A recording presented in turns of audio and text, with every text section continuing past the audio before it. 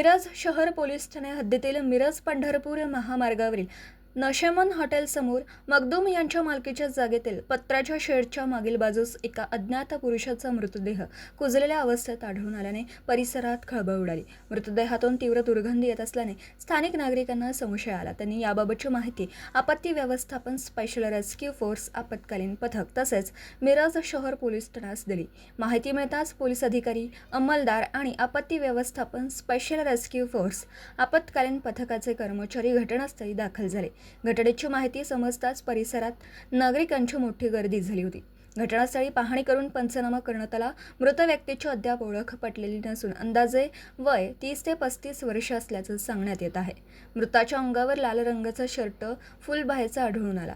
मृतदेहाची अवस्था कुजलेली असल्याने ओळख पटवण्याचे प्रयत्न सुरू आहेत। त्यानंतर मृतदेह पुढील तपासणी व शवविच्छेदनासाठी मिरज शासकीय रुग्णालयात पाठवण्यात आला।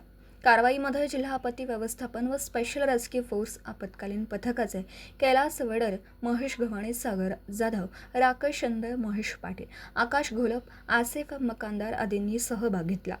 या प्रकरणाचा पुढील तपास मिरज शहर पोलीस ठाणे करीत आहे।